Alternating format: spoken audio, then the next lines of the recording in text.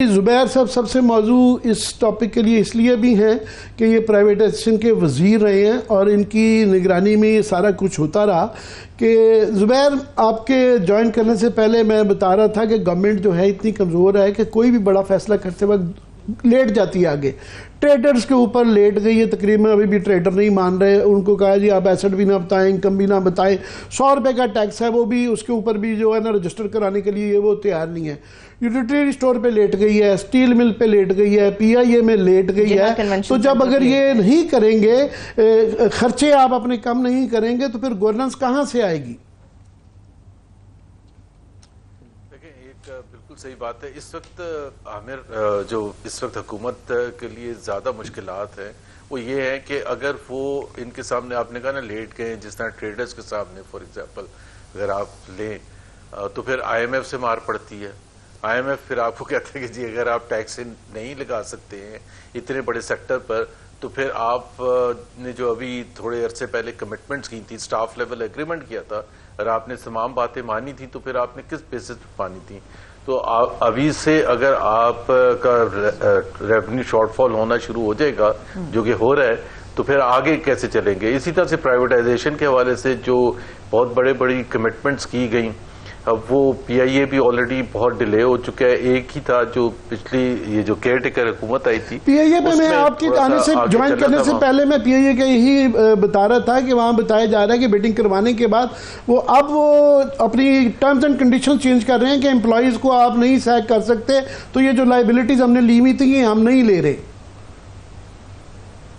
देखना वो बिल्कुल सही बात है। ये तो प्राइवेटाइजेशन में आमिर जो सबसे मुश्किल चीज होती है, देखना बेचना तो किसी कीमत पर भी आसान होता है, चाहे घर है, चाहे बिल्डिंग है, चाहे इदारा है, उसको बेचना सबसे जो बड़ा मसला होता है प्राइवेटाइजेशन में कि एम्प्लॉयज का क्या होगा। बिकॉज एम्प्लॉयज जो सिर्फ ये नहीं होता कि जी 5000 एम्प्लॉयज जो पोटेंशियल बायर है वो कहे कि जी 5000 से ज्यादा हम एम्प्लॉयज नहीं लेंगे। It is not just that, potential investor ये भी कहता है वो 5000 जो हमारी मर्जी के होंगे, वो नहीं जो आप हमें छोड़ के जाएंगे, क्योंकि हमने मेरिट के बेसिस पर, आपने मेरिट पर अमल नहीं किया था, हमें ये वाले एम्प्लॉयज। बहरहाल जो मुश्किल है वो यही है कि जो पाकिस्तान ये सेनेट की कमेटी या नेशनल असेंबली की कमेटी ने एक अपनी तरफ से गाइडलाइंस दी है या रिस्ट्रिक्शन इम्पोज किया है कि 5 साल तक पोटेंशियल बायर से ये वादा लिया जाए कि 5 साल तक एम्प्लॉयज को नहीं निकालेंगे। ये कोई भी पोटेंशियल इन्वेस्टर एग्री नहीं करेगा और निजकारी नहीं हो सकेगी। ये तो मैं आपको अभी बता दूं, क्योंकि जाहिर सी बात है वो इसलिए ले रहा है कि वो इसको टर्न अराउंड करे। हाँ, एक रीजनेबल पीरियड होता है, जो मेरे ज़माने में मुझे पता है कि 18 मंथ से लेकर 2 ईयर्स तक हम इंसिस्ट करते थे कि ये पीरियड इज़ रीजनेबल पीरियड, जिसमें एक बड़े क्लियर कट गाइडलाइंस या मेरिट बेस्ड ऑब्जेक्टिव्स दिए जाएंगे उन एम्प्लॉयज़ को अंडर द प्राइवेट लीडरशिप, और अगर वो उस पर अमल पूरा नहीं उतरेगा तो आपको निकालने की इजाजत होगी। क्योंकि जाहिर सी बात है वो तो आप ये तो नहीं कह सकते कि इसको निकाला ही ना जाए। तो ये एक जाहिर सी बात है मुश्किल है। लेकिन मैं एक सवाल जरूर बहुत दफा कह भी चुका हूँ ये बात कि जो निजकारी का अमल था अक्टूबर 2015 में रुक गया था। हम लास्ट स्टेज पर थे। पीआईए इटसेल्फ, पीआईए का जो फैसला रिवर्स किया गया था वो बिल्कुल लास्ट स्टेज पर किया गया था। इसी तरह से पाकिस्तान स्टील का फैसला बिल्कुल लास्ट स्टेज पर, लास्ट मीटिंग में फैस्को जो फैसलाबाद इलेक्ट्रिक सप्लाई कॉरपोरेशन है उसका लास्ट स्टेज पर जब बिड्स भी आ गई थी तो हुकूमत पीछे हट गई थी इन सब की निजकारी से। और उसकी जो रीजन थी उस वक्त जो हुकूमत ने दी थी कि जी इमरान खान प्रेशर डाल के, मतलब जो उनकी सियासी जो भी प्रेशर था, not specifically against targeted on privatisation, but अगर हम निजकारी करने जाएंगे तो उसका तो रद्द-ए-अमल तो होता है, खासतौर पर मुलाजमीन की तरफ से रद्द-ए-अमल होता है। तो हम एक और फ्रंट खोल लेंगे, एक फेस्को में खोल लेंगे, फिर हमने आगे लेस्को करना है, दूसरे डिस्ट्रीब्यूशन कंपनीज करने हैं, सबकी निजकारी आखिरी लम्हात में थी।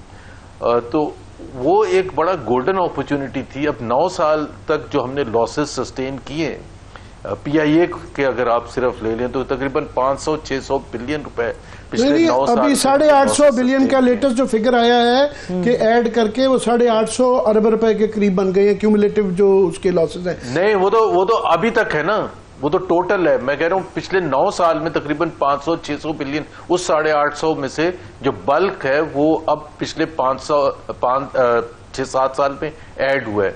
तो क्वेश्चन यही है कि आपने, अच्छा फिर दूसरी तरफ आप जो कह रहे थे कि जो फाइनेंशियल एडवाइजर्स थे PIA के, स्टील मिल के, फेस्को के, तकरीबन 40 कंपनीज की जिसकी निजकारी तेजी से कंपटीशन की तरफ थी, सबके फाइनेंशियल एडवाइजर्स अपॉइंट किए थे और मिलियंस ऑफ डॉलर्स उनको पेमेंट करनी होती है। यही आज ये जुबैर, आज ये फिगर आया कि ये इसकी जो कॉस्ट आई है प्राइवेटाइजेशन की, अभी तक रिसीवेबल्स जो है वो 4 अरब रुपए के करीब हैं और कॉस्ट जो आई है वो 2 अरब रुपए है। उन्होंने कहा जी ये कंसल्टेंट जो आपने इतने महंगे रखे थे, उन्होंने क्या, उन्होंने कहा जी उन्होंने ये कंसल्टेशन दिया है, मशवरा दिया है कि आप प्राइवेटाइजेशन ना करें।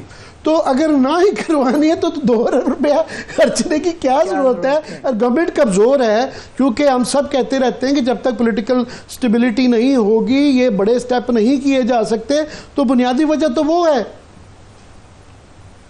नहीं, लेकिन आमिर ये तो अजीब सी बात है, क्योंकि उसका तरीक़ेकार ये होता है कि पहले आप निजकारी कमीशन ये फैसला करते हैं, उसका बोर्ड और फिर काबीना की जो निजकारी कमेटी है वो अप्रूव करती है कि ये इदारे हैं जिसकी हम निजकारी करने जा रहे हैं। तो जब आपको अप्रूवल हो जाता है तो फर्स्ट चीज ये होती है कि आप एडवर्टाइज करते हैं for the appointment of financial advisers कि हमने इसकी निजकारी करनी है। ये पूछने के लिए नहीं कि करें या ना करें, वो तो आप उनको अपॉइंट ही इसलिए करते हैं। अब वो आके अगर ये कह रहे हैं कि इसकी निजकारी नहीं करें, तो भाई आपको अपॉइंट किस लिए किया था? आपको तो अपॉइंट इसलिए किया था कि जी आप निजकारी करें। आगे आप वापस हमें बता रहे हैं और फिर आप फीस किस बात के लेंगे? फिर करोड़ों किस चीज के लेंगे? तो ये तो बिल्कुल ही मज़ाक़ बात है। नहीं, ये सुन ले, ये पाकिस्तान स्टील मिल की निजकारी की फिर इससे निकाल दिया गया। इसके लिए 3 सालों में फाइनेंशियल एडवाइजर्स को 12 करोड़ रुपया दिया गया ये मशवरा देने का कि आप नहीं कर सकते हैं, पहली बात। दूसरा ये है कि ओवरऑल ठीक है प्राइवेटाइजेशन नहीं होगी तो एक बहुत बड़ा मसला है कि हमारे ये लॉसेस रहेंगे, एक मसला है। दूसरा चले ये मुश्किल है, जो चीज़ आपके और मुझे लगता है कि डूएबल है, एक IPP का एक जो मसला है, जो बिजली का मसला है, बाय द वे आज भी 1 रुपया 99 पैसे के करीब जो है ना 99 पैसे पर यूनिट जो है ना बिजली बढ़ गई है। तो IPP का एक मसला है जिससे क्लियरली नज़र आता है कि उसको रीनेगोशिएट किए बगैर उसका ऑडिट करवा के चेक कर लेना बड़ा ज़रूरी है, कि वरना उससे ना मईशत चल पाएगी इतनी महंगी बिजली पे और आम आदमी भी डिस्टर्ब हो रहा है। अब कहने को ये डूएबल चीज़ है, मगर गवर्नमेंट दाएं बाएं लेफ्ट राइट वो करते हैं मगर ऑडिट की तरफ वो नहीं जा रहे। और रोज़ जो एक तरह की एक अजीब कन्फ्यूजन है, फॉर एग्जाम्पल वैस लगारी साहब ने दरमियान में आके कह दिया जी हमने मसले का हल निकाल लिया है, तो ये जो कोयले के ऊपर चलते हैं ना इंपोर्टेड पे, हम इनको थर्कोल पे करेंगे। और यहाँ हमने भी बड़ी दफ़ा कहा कि जनाब आपके मशीर गलत, ये जो कंसल्टेंट है ना महंगे महंगे गलत बता रहे हैं, ये तकनीकी तौर पे लॉजिस्टिकली फाइनेंशियली पॉसिबल नहीं है। अब ये आ गई है, इन्होंने एक कमेटी बना दी है बाकायदा कल इसके ऊपर कि ये कमेटी देखेगी। हालांकि ऑडिटर जनरल की रिपोर्ट के अंदर जो है ये उन्होंने कहा है कि चीनियों ने भी इनकार कर दिया हुआ है और उनकी जो पावर प्लांट कंपनी है उन्होंने भी इनकार कर दिया है कि जनाब हम ये नहीं करेंगे। जी एक्चुअली मेरा ख्याल है फैसले पहले किए जाते हैं, डिबेट और डिस्कशन करने से पहले अनाउंस कर दिया गया कि जी डोमेस्टिक कोल इस्तेमाल किया जाएगा इंपोर्टेड कोल की जगह, ताकि उसकी जो कीमत है उसको सस्ता किया जाए, बिजली सस्ती बने and all of the foreign exchange safe होगा। ये बाद में किसी ने बताना शुरू किया कि जी अगर आप इतना आसानी से कन्वर्जन नहीं होता जितना आपने उसको कह दिया कि जी इंपोर्टेड बंद करते हैं और फिर यहाँ से कोल लेके, थर से कोल लेके आप बिजली पैदा करना शुरू करते हैं। सो वो अभी और वो एक बड़ा टाइम कंज्यूमिंग है, उसमें टेक्निकल एस्पेक्ट्स भी है, वो एक दिन की तो बात ही नहीं है। दूसरी चीज ये है कि even between the prime minister and the power minister there is a lot of confusion, क्योंकि अगर आपने प्राइम मिनिस्टर का आज से कोई 20 दिन पहले एक बयान आया था कि चंद दिनों की बात है कि हम रिलीफ अनाउंस करेंगे बिजली के हवाले से, चंद दिनों की बात है, और पावर मिनिस्टर ने उसके चंद दिन के बाद कहा कि अभी कोई ऐसा रिलीफ नहीं आ रहा है, at least in the short term अभी कोई, हम we are working on all aspects, जो भी हो सकेगा करेंगे।